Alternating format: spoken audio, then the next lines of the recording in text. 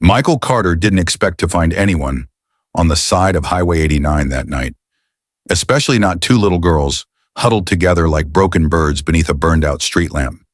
It was Christmas Eve, just past 11. The snow had been falling for hours, blanketing the empty stretch of road between Riverside and Cedar Springs in thick, silent white. Michael was driving home from his late shift at the warehouse, his truck's headlights slicing through the storm like knives through cotton. The radio played old carols he barely heard anymore. His mind was elsewhere, on his daughter Emma, asleep at his mother's house, on the empty apartment waiting for him, on another Christmas without her mother. Then he saw them, two small shadows pressed against the rusted guardrail. At first he thought it was trash, bags left by the road. But then one of the shadows moved. A tiny hand reached out, pale as moonlight. Michael's heart stopped. He slammed the brakes.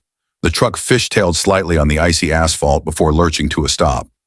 He threw open the door and stepped into the biting cold, his breath clouding in front of him. "Hello?" His voice cracked. "Is someone there?" The shadows shifted, and then he saw them clearly. Two girls, identical, maybe 6 or 7 years old. Their hair hung in tangled, dark curtains over hollow cheeks. Their clothes, thin cotton dresses, no coats, clung to their shivering frames.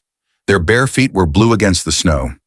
They stared at him with wide, terrified eyes that had seen too much. Michael's stomach dropped.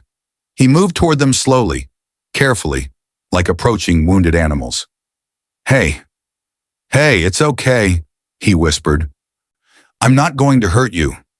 One of the girls opened her mouth. Her lips trembled. "Please." The word was barely a whisper. "Please don't. Take us back." Michael froze. Take them back? Back where? He knelt in the snow, ignoring the cold seeping through his jeans. "I'm not taking you anywhere you don't want to go, sweetheart, but you can't stay out here. You'll freeze." The other girl clutched her sister's arm. Her voice was hoarse, desperate. "We ran away. We had to. He said he'd—" Her words dissolved into sobs. Michael felt something crack inside his chest. He didn't know who these girls were. He didn't know where they'd come from, but he knew one thing with absolute certainty. Someone had hurt them, and whoever it was, they were looking for them. Before we continue, please tell us, where in the world are you tuning in from? We love seeing how far our stories travel. Michael Carter hadn't always been this tired. There was a time not so long ago when Christmas Eve meant laughter echoing through a warm house, his wife Sarah humming carols in the kitchen, while 5-year-old Emma hung ornaments on the tree with clumsy, joyful hands. But that was 3 years ago, before the accident. He still remembered the phone call, the way the officer's voice had gone soft when he said Sarah's name. The Honda had hydroplaned on a rain-slicked bridge. She was gone before the ambulance arrived, just like that. One moment she was picking up groceries.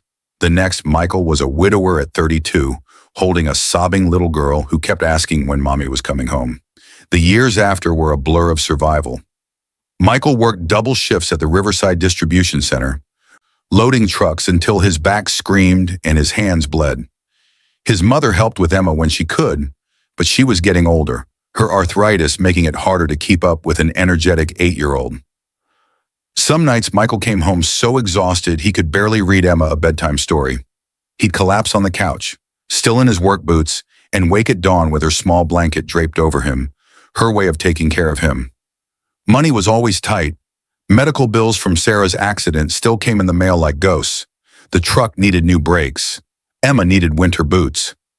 Michael had sold Sarah's wedding ring 6 months ago just to keep the lights on, and the guilt of it still sat in his throat like broken glass. But he never let Emma see him break. He smiled when she showed him drawings from school. He made pancakes on Sunday mornings, even when the kitchen felt too empty without Sarah's laughter filling it. He tucked her in every night he could and told her she was loved. Because she was. She was everything. Michael knew what it was like to feel alone, to feel like the world had forgotten you, to wonder if anyone would notice if you just disappeared. That's why when he saw those two girls shivering in the snow, he didn't hesitate. He thought of Emma. He thought of Sarah. He thought of every parent who'd ever held their child close and whispered, "I'll keep you safe."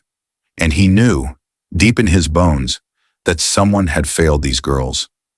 Someone had broken that promise. Michael looked at the trembling twins, their eyes full of fear and fading hope. "Come on," he said gently, his voice steady despite the storm raging in his chest. "Let's get you somewhere warm." He didn't know their story yet. He didn't know what danger was coming, but he knew he couldn't leave them in the dark. Michael moved slowly, keeping his hands visible. The girls watched him like deer ready to bolt. He unzipped his heavy work jacket and held it out. "Here, take this. You're freezing." The girls didn't move. They just stared, their bodies pressed together so tightly they looked like one shadow split in two. Michael's heart ached. He laid the jacket on the ground between them and stepped back. "It's okay, I promise. No one's going to hurt you." After a long moment, one of the girls, the one who'd spoken first, reached out. Her small fingers touched the fabric, then pulled it close. She wrapped it around both of them, and her sister buried her face in her shoulder. "Thank you," she whispered. Michael exhaled, his breath clouding in the frozen air. "What are your names?" Silence. Then quietly, "I'm Lily. This is Rose." "Lily and Rose." Michael smiled gently. "Those are beautiful names. I'm Michael." He glanced at his truck, engine still running, headlights cutting through the falling snow. "Listen, I know you're scared, but you can't stay out here. It's too cold. I have a daughter about your age. Her name's Emma. If she were out here right now, I'd want someone to help her. So please, let me help you." Rose lifted her head. Her voice was barely audible. "You're not one of his friends?" Michael's blood ran cold. "Whose friends?" The girls exchanged a look. Fear flickered across their faces. "Never mind," Lily said quickly. "We shouldn't have said anything." Michael knelt again, meeting their eyes. "Girls, I don't know what happened to you, but I'm not going to let anyone hurt you again. I promise.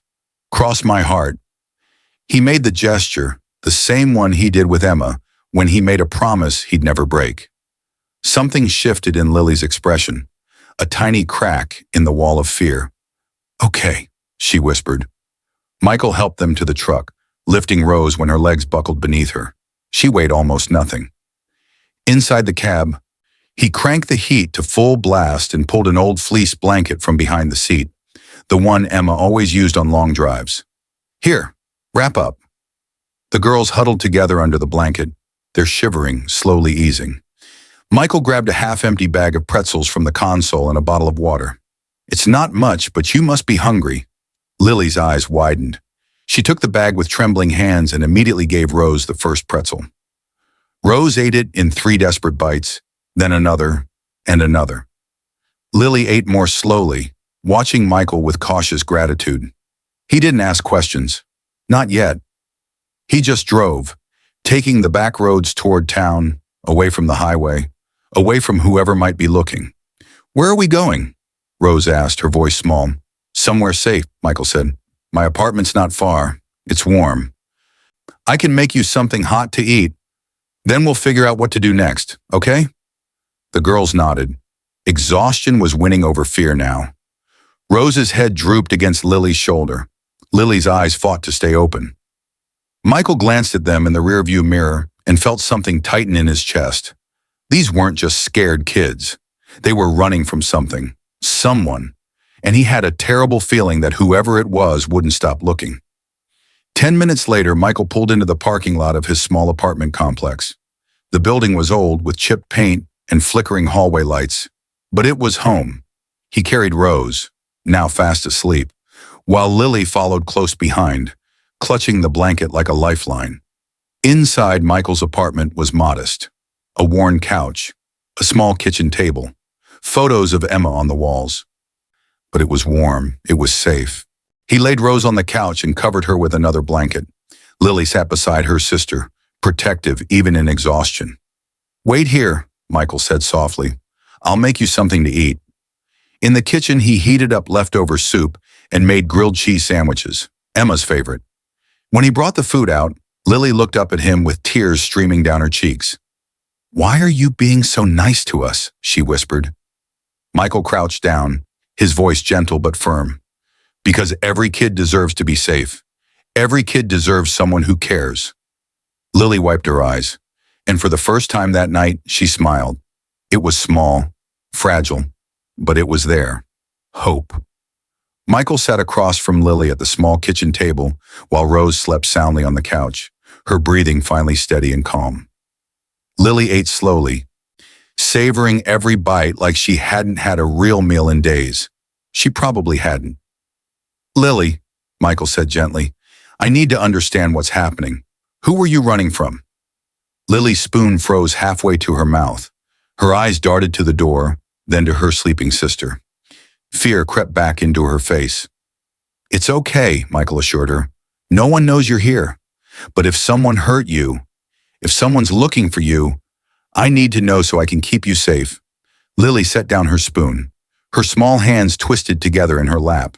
When she finally spoke, her voice was hollow, like she'd told this story to herself 1,000 times in the dark. "Our mommy died 2 years ago. Car accident. We didn't have anybody else, so they put us in foster care." She paused, swallowing hard. "Most of the homes were okay. Some were nice. But 3 months ago, they sent us to Mr. Brennan's house." Michael's jaw tightened.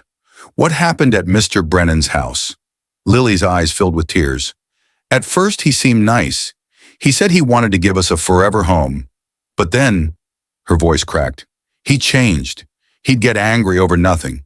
He'd lock us in the basement when we misbehaved. Sometimes for a whole day. No food, no water, just darkness." Michael felt fury rising in his chest like a flame. He forced himself to stay calm, to let her finish. "He had friends who came over. They'd look at us. Wrong. Like we were things, not people." Lily wiped her eyes with the back of her hand. "A week ago, we heard him talking on the phone. He said he was moving us somewhere far away.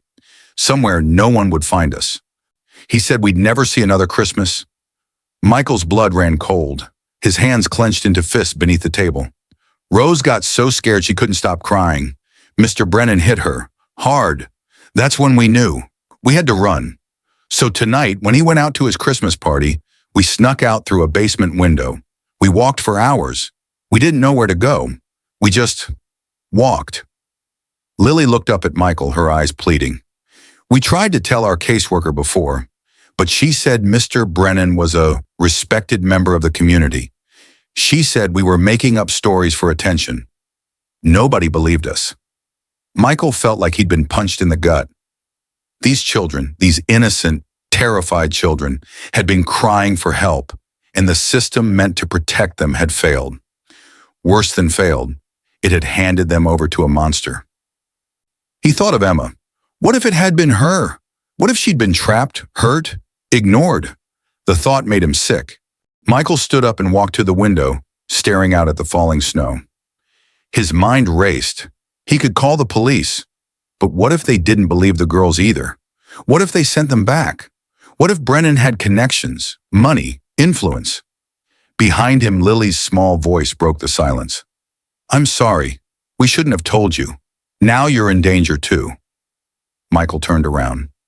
He looked at this brave little girl who'd risked everything to save her sister, who'd walked through a blizzard on bare feet, who'd trusted him when trust had been beaten out of her. He knelt beside her chair and took her small hand in his. "Listen to me, Lily. I don't care who this man is. I don't care what he thinks he can do. You and Rose are safe now. I'm not letting anyone take you back to him. Ever. Do you understand?" Lily's lip trembled. "But what if he finds us?" Michael's voice was steady, iron hard with conviction. "Then he'll have to go through me first." A tear rolled down Lily's cheek, but this time, it wasn't fear. It was relief. Michael pulled out his phone. His hands were shaking, not with fear, but with purpose. He knew what he had to do, and this time, someone would listen. Michael didn't sleep that night. He sat at the kitchen table, his laptop glowing in the darkness, searching for answers. He found Douglas Brennan easily, too easily. The man's face smiled back at him from a dozen community photos: fundraiser host, church volunteer, Foster Parent of the Year award recipient from 2 years ago. Michael's stomach turned. This was how monsters hid, behind awards and handshakes and respectable smiles. By dawn, Michael had made a decision. He called his mother first. "Mom, I need you to keep Emma for a few more days. Something's come up. I'll explain later." Then he called his friend Derek, a paralegal who owed him a favor. "I need a lawyer, a good one. Someone who fights for kids." Derek didn't ask questions. "I know someone. Amanda Chen. She's tough as nails and hates people who hurt children. I'll text you her number." At 8 a.m., Michael was sitting in Amanda Chen's office with Lily and Rose. The girls clutched hot chocolate while Amanda listened, her expression growing darker with every word. "And you're sure about what you heard?" Amanda asked Lily gently. Lily nodded. "He said he was moving us, that no one would find us." Amanda's jaw tightened. She turned to Michael. "You did the right thing bringing them here, but you need to understand, Brennan has resources. He's filed fostering paperwork with the state for 6 years. He's got character references from judges, police officers, clergy. This won't be easy." "I don't care about easy," Michael said. "I care about keeping them safe." Amanda studied him for a moment, then nodded. "Okay. First, we file an emergency protective order. Then we contact Child Protective Services, but not the same caseworker. We go higher. I have contacts at the state level." She began making calls. Michael watched the girls huddle together on the office couch, their eyes wide with cautious hope. By noon, things started moving fast. Too fast. Amanda's phone rang. Her face went pale as she listened. When she hung up, she looked at Michael with barely contained fury. "Brennan reported the girls missing last night. He's filed a police report claiming they were abducted from his home. He's named you as a suspect." Michael's heart dropped. "What?" "Your truck was caught on a traffic camera near his property. He's claiming you stalked his home and kidnapped his foster children." "That's insane. I found them on the highway." "I know, but he's already playing the victim. Local news is covering it. Devoted foster father desperate to find his missing girls. He's got half the town looking for you." Michael stood pacing. His mind raced. "So what do I do? Turn myself in?" "Not yet." Amanda's eyes blazed.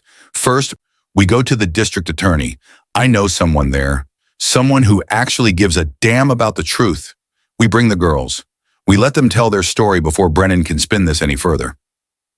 2 hours later, Michael sat in a stark conference room with Lily, Rose, Amanda, and District Attorney Marcus Williams, a black man in his 50s with tired eyes that had seen too much injustice. He listened as Lily spoke. As Rose, trembling, lifted her sleeve to show bruises that told their own story. Marcus's expression never changed, but Michael saw his hands clench. When the girls finished, Marcus leaned back in his chair. "I believe you, but belief isn't enough. Brennan will claim these bruises came from their abduction. He'll say you coached them. We need evidence." "What kind of evidence?" Michael asked desperately. Marcus looked at Amanda. "The basement. If what they're saying is true, there'll be proof. Locks on the outside of doors, signs of confinement." Amanda nodded slowly. "We need a warrant. I'll get one. Tonight." Marcus stood. "But Michael, you need to understand, until I have that evidence, you're still a suspect. If Brennan finds you, if the police find you, they'll arrest you." Michael looked at Lily and Rose, at their terrified, hopeful faces. "I don't care," he said quietly, "as long as they're safe." Marcus studied him, then extended his hand. "You're a good man, Michael Carter. Let's make sure this bastard pays." That evening, as police executed a search warrant on Douglas Brennan's home, Michael waited in a safe house with the girls. His phone buzzed constantly. News alerts, messages from neighbors, his mother calling in panic. Then Amanda's number flashed on screen. Michael answered. "What did they find?" Amanda's voice was shaking, not with fear, but with rage. "Everything, locks, chains, a hidden camera system. And Michael, there were files, photos, other children. He's been doing this for years." Michael closed his eyes, his heart breaking and burning at once. "They're arresting him now," Amanda continued. "It's over. You saved them. You saved all of them." Michael looked at Lily and Rose, asleep on the couch, finally at peace. Justice had come, but the healing was just beginning. 3 weeks later, on a quiet Sunday morning, Michael's apartment felt different, warmer, fuller, alive. Sunlight streamed through the windows, catching the dust motes that danced in the air. In the kitchen, the smell of pancakes and syrup filled every corner. And for the first time in years, Michael heard something he'd forgotten he missed: the sound of children laughing. "No, no, you have to flip it like this," Emma giggled, demonstrating her pancake flipping technique to Lily and Rose. The twins watched with wide smiles, their faces bright and clean, their hair brushed and tied with ribbons Emma had insisted on sharing. Michael stood at the stove, spatula in hand, watching them. His heart felt too big for his chest. The past 3 weeks had been a whirlwind. Douglas Brennan was behind bars, denied bail, facing charges that would keep him locked away for the rest of his life. The investigation had uncovered a network of abuse spanning years, and because of Lily and Rose's courage, 6 other children had been removed from dangerous situations and placed in safe homes. The story had made national news. Michael had been cleared of all suspicion and called a hero, though he hated that word. He wasn't a hero. He'd just done what anyone should do. Child Protective Services had worked with Amanda Chen to place the twins in emergency foster care with Michael. It was temporary for now, pending background checks and home studies, but Amanda was confident. "They belong with you," she told him. "Anyone can see that." Michael hadn't been sure at first. How could he take care of 3 kids on a warehouse salary? How could he give them the life they deserved? But then Emma had looked up at him with those earnest 8-year-old eyes and said, "Daddy, they need us, and I think we need them too." She was right. The apartment that had felt too empty for so long suddenly felt like home again. "Daddy, the pancake's burning." Emma's voice snapped him back to reality. Michael laughed and flipped the slightly too brown pancake onto a plate. "Perfect. Extra crispy. Just how Rose likes it." Rose beamed at him. She'd started smiling more this past week, started speaking without fear shadowing every word. At night when the nightmares came, and they still did, Michael would sit with both girls until they fell back asleep, humming the same lullaby he used to sing to Emma. Lily was healing slower, more cautious, but even she was beginning to trust again. Yesterday she'd called him Mr. Michael instead of Sir. This morning she'd asked if she could help make breakfast. Small steps, but they were steps forward. They ate together at the small kitchen table, elbows bumping, syrup spilling, Emma telling elaborate stories that made the twins giggle. Michael watched them and thought of Sarah. He wished she could see this, see him, see how broken things could be made whole again. After breakfast, they piled onto the couch, all 4 of them, and watched cartoons. Rose fell asleep against Michael's shoulder. Lily leaned against Emma, who held her hand. "Mr. Michael," Lily whispered. "Yes, sweetheart. Thank you for not leaving us in the dark." Michael's throat tightened. He kissed the top of her head. "Never. You're not alone anymore. None of us are." Outside, the world kept turning, but inside that small apartment, something fragile and beautiful was growing. A family, not perfect, not without scars, but filled with something stronger than pain, love, and the quiet, powerful hope of a new beginning. 2 months later, on a cold February morning, Michael received a letter that changed everything. It arrived in a plain manila envelope with a law firm's return address, Patterson and Associates, estate attorneys. Michael stared at it over his coffee, confused. He wasn't involved in any legal matters, not anymore. He opened it carefully. "Dear Mr. Carter, we represent the estate of Mrs. Eleanor Brennan, who passed away on January 18th. Mrs. Brennan was the mother of Douglas Brennan. In her final weeks after learning of her son's crimes, she made significant changes to her will and left explicit instructions that we contact you." Michael's hands began to shake as he continued reading. Mrs. Brennan was horrified and heartbroken by what her son had done. She expressed profound remorse that she had not seen the signs earlier. In her words, she wanted to make right what her son had made so terribly wrong. Mrs. Brennan has left her entire estate, valued at approximately $1.2 million, to be held in trust for Lily and Rose Whitmore. With you designated as trustee and guardian, the funds are to be used for their care, education, medical needs, and future well-being. Additionally, she has left you her home at 428 Maple Street, a 4-bedroom house with no mortgage. with the express hope that you will raise all three girls there, giving them the childhood and stability they deserve. Michael read the letter 3 times. 4. His vision blurred with tears. Eleanor Brennan had never met him, never met the girls, but in her final act, she'd given them everything her son had tried to take away: a home, security, a future.